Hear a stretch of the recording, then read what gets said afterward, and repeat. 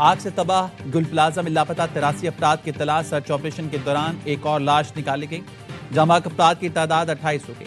Chief fire officer محمد ہمایوں کا کہنا ہے کچھ مقامات پر دھوئیں سے مشکلات ہیں، ملبہ بہت زیادہ ہے، ایک ہفتہ لگ سکتا ہے۔ ڈائریکٹر SPCA کا کہنا ہے عمارت بہت خطرناک ہو چکی ہے، بقیہ عمارت کو لازمی گرانا ہوگا۔ سندھ بلڈنگ کنٹرول اتھارٹی کا کراچی میں 3 روز میں فائر سیفٹی سسٹم نصب کرنے کا الٹیمیٹم۔ SPCA نے چیئرمین عباد کو غیر محفوظ عمارتوں کی فہرست بھی بھجوا دی۔ SPCA نے رمپا پلازا کو بھی غیر محفوظ قرار دے دیا۔ رمپا پلازا انتظامیہ اور دکان مالکان کو نوٹس جاری۔ SPCA کے مطابق گل پلازا کے ملبے کی وجہ سے رمپا پلازا کے ستون متاثر ہوئے۔ رمپا پلازا کے خطرناک حصے کے استعمال پر پابندی آئی۔ رمپا پلازا میں بغیر اجازت کسی بھی سرگرمی پر سخت ایکشن لیا جائے گا۔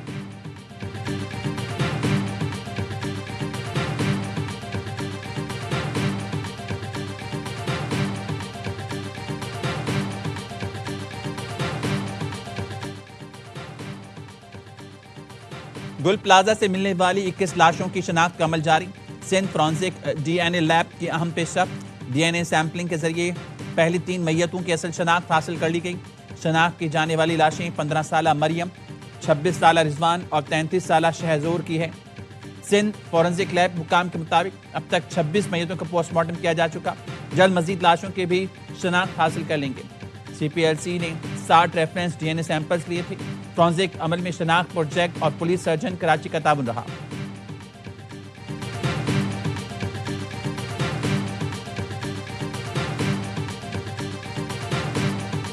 بیٹے کے بغیر کیسے گھر جاؤں، ماں کو کیا منہ دکھاؤں، جوان بیٹے کو دیکھنے کی آس، بوڑھا باپ 4 دن سے گھر نہ گیا۔ گل پلازا کے باہر بیٹے کا محمد رفیق ایونیو سے بات کرتے ہوئے رو پڑا۔ 22 سالہ بیٹے عارف کو دیکھنے کے لیے راکھ کے ڈھیر پر نظریں جمع رکھی ہیں۔ کہتے ہیں گھر والوں سے بہانے بنا رہا ہوں، بیٹا مل رہا ہے نہ کوئی معلومات۔ ڈاکٹر عائشہ، ان کے شوہر عمر نبیل اور بیٹا علی بھی لاپتہ۔ گاڑی پارکنگ والے کو لے کر گل پلازا میں شاپنگ کے لیے گئے تھے۔ عمر کے بھائی نے بتایا آخری بات یہ ہوئی تھی کہ پہلی منزل پر ہیں، دھواں بہت ہے، کچھ دکھائی نہیں دے رہا۔ سجاول کے نوجوان عامر کے اہل خانہ بھی شدید پریشان۔ اہل خانہ کا کہنا ہے عامر نے بہن کو فون پر بتایا تھا میرا دم گھٹ رہا ہے، اس کے بعد کوئی رابطہ نہ ہوا۔ سیلز مین تنویر بیٹے کو سم دلانے کا وعدہ کر کے گئے تھے۔ بیٹا کہتا ہے کیا معلوم تھا کہ ابو لوٹ کر نہیں آئیں گے۔ شاپنگ کے لیے آنے والی کئی خواتین اور بچوں کا کچھ نہیں پتا۔ 28 لاشیں نکالی جا چکی، 83 افراد لاپتہ رپورٹ ہیں۔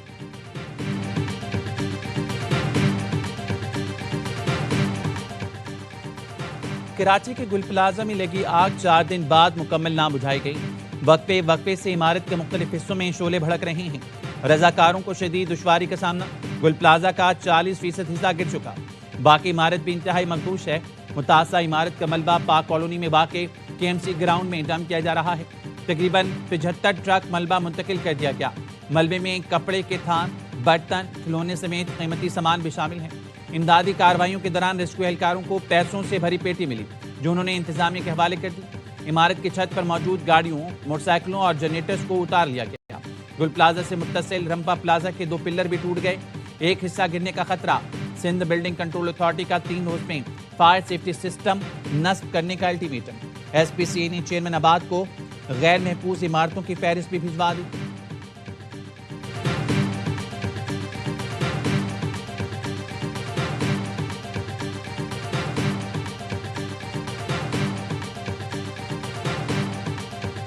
دن سے میں نہیں سویا، میں سوچ رہا تھا میری فیملی بھی اندر ہو سکتی ہے، یہ فائل بند نہیں ہوگی۔ اگر یہ فائل بند ہوئی میں تو کم از کم ریزائن دے کے چلا جاؤں۔ کوئی ایسا خونی پلازا اگر اس شہر میں کھڑا ہوا ہے یا موت والا پلازا بننے جا رہا ہے، دونوں کو روکنا ہوگا۔ صدر میں پارکنگ پلازا ہے، وہ اس وقت خالی پڑی۔ خط لکھوں گا میئر کراچی کو، یہ پارکنگ پلازا گل پلازا کے دکانداروں کو دے دیا جائے۔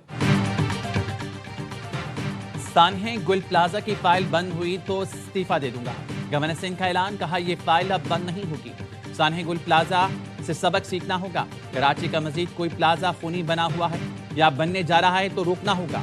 کامران ٹھسوری کہتے ہیں سانحہ پر 2 دن سے سو نہیں پایا، متاثرین کی چیخو پکار کانوں میں گونج رہی ہے۔ گل پلازا واقعے کا ازالہ کرنا ہوگا، نظام تراشی نہیں کرنی، تاجر برادری کے زخموں پر مرہم رکھنا ہے، تمام پلازوں میں فائر سیفٹی کا بندوبست کرنا ہے۔ گورنر سندھ نے تجویز دی گل پلازا کے دکانداروں کو صدر کے خالی پارکنگ پلازا میں شفٹ کر دیا جائے۔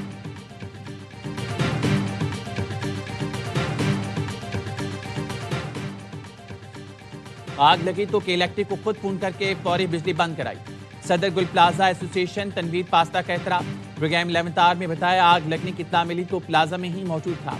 अगर इलेक्ट्रिक वायरिंग में आग लग जाती तो ज्यादा जानी नुकसान हो सकता था। आग बुझाने के लिए सिलेंडर्स और फायर बॉल्स मौजूद थे, लेकिन इमरजेंसी एग्जिट लाइट्स नहीं लगी हुई थी।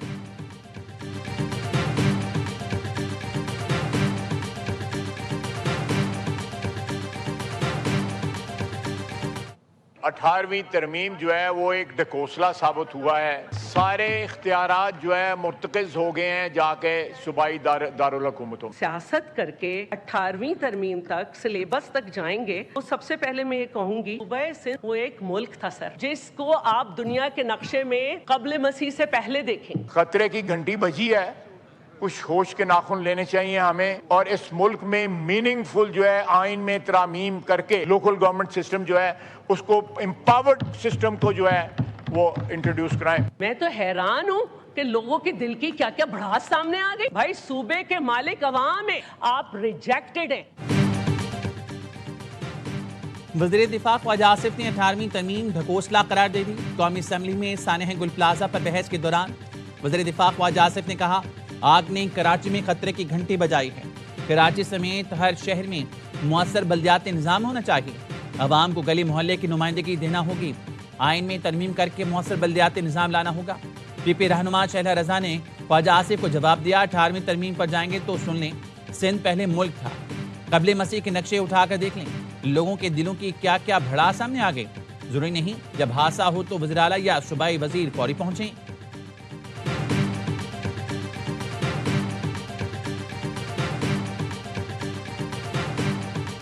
सबको फेयर टाइम भी देना है। अपनी चीजें मुझ पे थोपें और उसके बाद आपको मैंने बहुत मौका दिया। आई थिंक मेरे अभी इमरान साहब ने बात की है, मेरी गैस से बात की, शौकत हुसैन साहब को मौका भी नहीं मिला। मैं आपका प्रोग्राम छोड़ देती हूँ। शहला साहब आप थोड़ा तहम्मुल भी रखें, सुने भी। पीपी रहनुमा शहला रजा ARY न्यूज़ का प्रोग्राम छोड़कर चले गई। प्रोग्राम एंकर ने शहला रजा के आज असम्बली में दिए गए बयान को दोहराया तो वो नाराज हो गई। बोली मेरे बयान को तोड़ मरोड़ कर पेश किया जा रहा है, मुझ पर इल्जाम लगाए गए, इसका जवाब दूंगी। दूसरे मेहमानों को टाइम देने पर शहला रजा नाराज, प्रोग्राम छोड़कर चले गई। अब भी लापता है, 40 से ज्यादा वहां पर लाशें मिल चुकी हैं। किसी ना किसी को तो जिम्मेदारी लेनी होगी। गुल प्लाजा में आग नहीं लगी, ये हमारे दिलों में आग लगी है। आग गुल प्लाजा नहीं हमारे दिलों में लगी है, किसी ना किसी की तो जिम्मेदारी लेना होगी। MKM रहनुमा फारूक सत्तार ने कहा 140A के तहत इख्तियारात देना इंतजामी तकसीम का मसला है, इसको सियासत की नजर ना करें। अमीनुल हक ने कहा इस्लामाबाद की 2.5 घंटे की प्रेजेंटेशन में सब अच्छा है का नारा लगाया जाता है, गुल प्लाजा में लगने वाली आग का जवाब कौन देगा। विफाक ने कराची को 52 फायर टेंडर्स दिए थे, आज सिर्फ 36 काम कर रही हैं। गुल प्लाजा में गैर कानूनी तामीरात बानी MKM के गार्ड गोगा ने कराई। कराची के कातिल जबरदस्ती मंजिलें बनवाते थे। पीपी रहनुमा कादर पटेल कहते हैं ये चाइना कटिंग कहां से आई, कराची के पार्क कहां गए, किसने नाजायज कटिंग की। 35 साल बाद पहली बार पीपल्स पार्टी को मैंडेट मिला तो कहते हैं कराची हमारा है। MKM सिंध हुकूमत में पीपल्स पार्टी की इत्तेहादी रही। सिंध के मसाइल में MKM बराबर की शरीक है। जमात इस्लामी और MKM ने 35 साल में कराची को यहां तक पहुंचाया।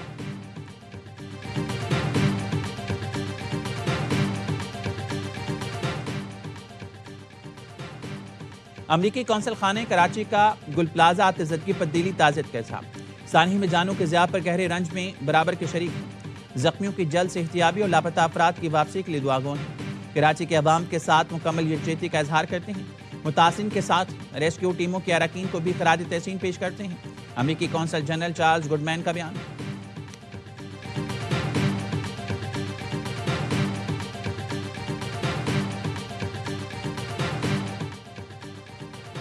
वज़ीर-ए-आज़म वर्ल्ड इकनॉमिक फोरम इजलास में शिरकत के लिए स्विट्ज़रलैंड पहुंच गए। वो आलमी इक़्तिसादी फोरम से खिताब और मुख्तलिफ इजलासों में शिरकत करेंगे। वज़ीर-ए-आज़म की आलमी रहनुमाओं से मुलाकातें भी मुतवक्के। आलमी इक़्तिसादी फोरम की शराकतदारी में बिजनेस राउंड टेबल में भी शरीक होंगे। वज़ीर-ए-आज़म मुआशी इस्तेहकाम के लिए इस्लाहात और बेहतर होते मुआशी अशारियों पर रोशनी डालेंगे। पाकिस्तान के इस्तेहकाम से मुतालिक ट्रिपल-ओ प्रोग्राम पर बात होगी।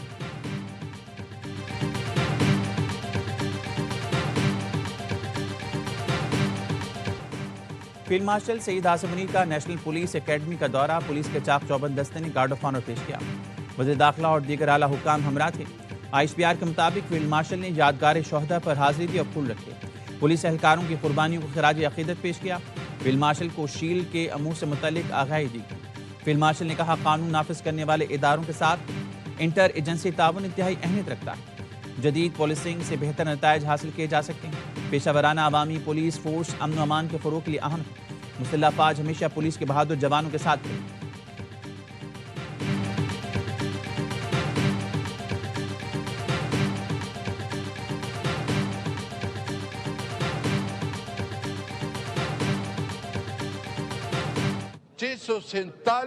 ارب روپے وہ NFC میں ابھی تک ادا نہیں ہو رہے۔ گزشتہ 1 سال سے میاں شہباز شریف صاحب نے خود وہ فنڈ روک کے رکھے۔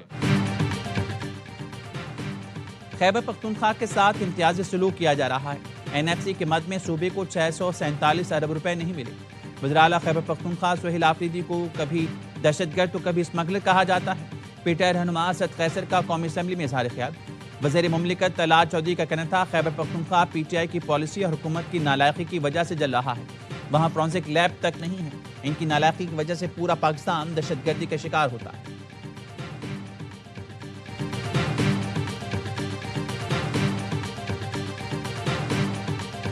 ہم کوشش کریں گے کہ یہ سینٹ پاکستان کے عوام کے جو دکھ درد ہے ان کو ختم کرنے میں، ان پر مرہم رکھنے میں اپنا بنیادی رول پلے کرے، اور ایسی قانون سازیاں ہوں جس سے عوام کو فائدہ ہو، غریبوں کو فائدہ ہو۔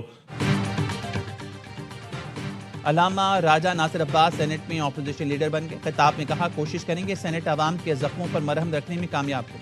پاکستان مادر وطن ہے، ان حالات سے نکلنے کے لیے اپنا کردار ادا کریں۔ نون لیگ کے رہنما سینیٹر رانا ثناءاللہ نے کہا ماضی میں الجھے رہنے کے بجائے مستقبل کی طرف بڑھنا ہوگا۔ آئے مل کر معاملات پر گفتگو کرتے ہیں۔ کیا سیاسی لوگوں کو پہلے جیلوں میں نہیں ڈالا گیا؟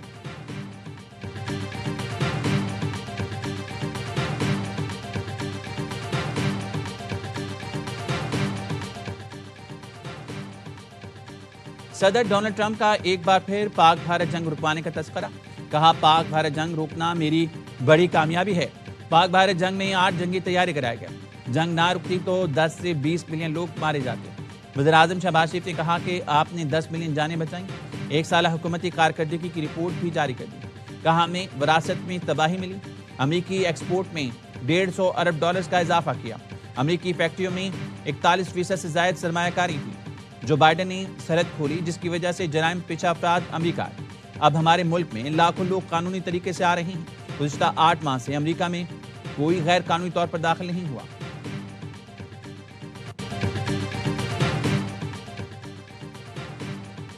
تجارتی جنگوں میں کوئی فاتح نہیں ہوتا، پابندیوں کے بجائے کھلے معاشی نظام کی طرف بڑھنا ہوگا۔ چین کے نائب وزیر اعظم کا ورلڈ اکنامک فورم سے خطاب۔ کہا اقتصادی عالمگیریت تاریخ کا فطری عمل ہے جس سے چین سمیت کئی ملکوں نے فائدہ اٹھایا اور تیزی سے ترقی کی۔ ٹیرف جنگیں صرف نقصان پہنچاتی ہیں، ان سے پیداوار اور تجارت کے اخراجات بڑھتے ہیں، عالمی معیشت تقسیم ہوتی ہے اور وسائل کی منصفانہ تقسیم متاثر ہوتی ہے۔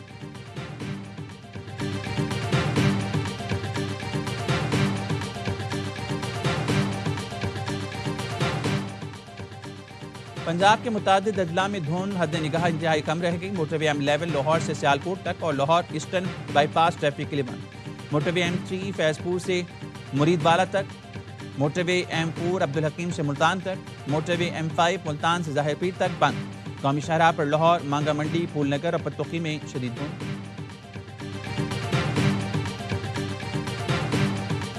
جتنا پیسہ بھی ابھی لگا رہے ہیں پنجاب ڈیولپمنٹ پلان کے اوپر، ظاہر ہے بلینز ہے، فارچون ہے اتنی بڑی، پلیز میک شور آپ کے پاس جو سٹریٹ آپ کھود رہے ہیں، جو محلہ آپ کھود رہے ہیں، آپ کے پاس اس کا end to end beautification plan ہونا چاہیے۔ ترقیاتی منصوبوں پر اربوں روپے خرچ کیے جا رہے ہیں، بیوٹیفیکیشن پلان لازمی ہونا چاہیے۔ وزیر اعلیٰ پنجاب مریم نواز کا کمشنر اور ڈپٹی کمشنر سے خطاب۔ کہا شہروں میں اسٹریٹ لائٹس کی تنصیب اور گرین بیلٹس کا تحفظ یقینی بنایا جائے۔ پرانے مین ہولز بند کرنا بھی آپ کی ذمہ داری ہے۔ مین ہولز کا لیول سڑک کے برابر ہونا چاہیے۔ لوگ موٹر سائیکل چلاتے ہوئے ڈھکن سے ٹکرا کر گر جاتے ہیں۔ منصوبے کی تکمیل کے بعد کسی بھی محکمے کو سڑک کھودنے نہیں دیں گے۔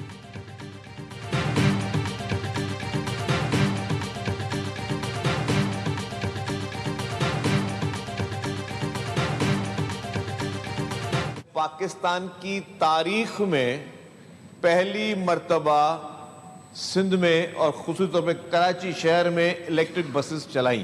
صرف ای وی بسز تک نہیں رکے, ہم نے اس کے بعد ای وی اسکوٹرز بھی شروع کیے ہیں, ای وی کی پنک ٹیکسیز بھی شروع کر رہے ہیں.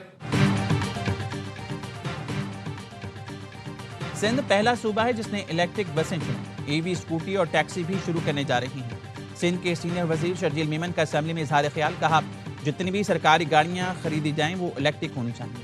ایسی پالیسیاں بنائیں جس سے حکومتی اخراجات کم ہوں. ایک نون لیگ اور ایک پیپلز پارٹی, یہ دونوں پارٹیاں خاندان کی جاگیر ہیں. یعنی اگر آپ نون لیگ کو دیکھیں گے تو 40, 50, 60, 70 چودھری اور کچھ خاندان ان کے ساتھ مل کر نون لیگ ہے, اور اگر آپ پیپلز پارٹی کو دیکھیں گے تو زرداری صاحب کا بھٹو خاندان اور 40, 50 وڈیرے. نون لیگ میں شریف فیملی اور پیپلز پارٹی میں بھٹو زرداری کا راج ہے. امیر جماعت اسلامی حافظ نعیم الرحمان کہتے ہیں ہمارا بنیادی انتخابی نظام گلا سڑا ہے. حکومت کی دو نام نہاد بڑی جماعتوں میں جاگیردارانہ نظام ہے. ورکر پارٹی چیئرمین نہیں بن سکتا. جماعت اسلامی نے پنجاب بلدیاتی ایکٹ کے خلاف ریفرنڈم کے نتائج کا اعلان کر دیا.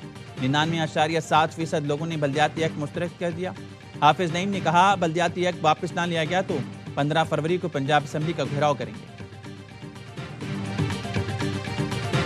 کوئٹہ کے پرنس روڈ پر 4 منزلہ عمارت میں آتشزدگی, 150 سے زائد دکانیں جل کر خاکستر ہو گئیں. پلازے میں زیادہ تر دکانیں الیکٹرانکس کے سامان کی تھیں. آگ لگنے کی وجہ سے کافی جگہوں میں دراڑیں پڑ چکی ہیں. کابل دھماکے میں چینی شہری کی ہلاکت, چین نے افغان طالبان رجیم سے سخت کارروائی کا مطالبہ کر دیا. چینی وزارت خارجہ کے ترجمان نے افغانستان میں چینی شہریوں کی سیکیورٹی ہر صورت یقینی بنانے پر زور دیا. چینی کمپنیز کو حفاظتی اقدامات سخت کرنے اور خطرناک علاقوں سے فوری انخلاء کا حکم بھی دیا. کابل میں چینی ریسٹورانٹ میں دھماکے میں چینی باشندے سمیت 7 افراد ہلاک ہوئے. ذمہ داری داعش نے قبول کر لی. ریسٹورانٹ چینی نجات مسلم شہری عبد الماجد اور افغان شہری عبد الجبار مل کر چلاتے تھے.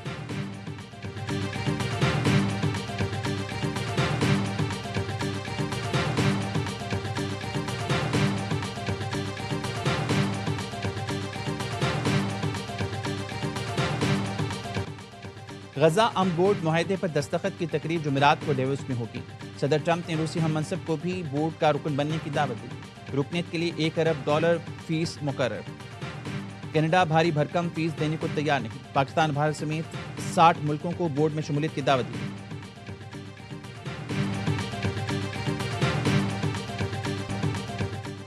جنگ بندی کے باوجود اسرائیل بے لگام. مقبوضہ بیت المقدس میں اقوام متحدہ کے امدادی ادارے انروا کا ہیڈ کوارٹر تباہ کر دیا.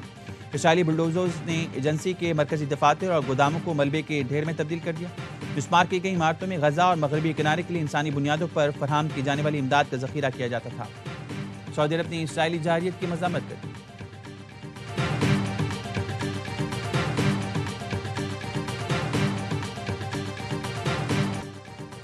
بنگلہ دیش ورلڈ کپ کے لیے بھارت نہ جانے پر ڈٹ گیا. ورلڈ کپ میچز کا تنازع آج حل ہونے کا امکان. کوئک انفو کا کہنا ہے ICC بنگلہ دیش کے ایونٹ میں شرکت سے متعلق فیصلہ آج سنائے گی.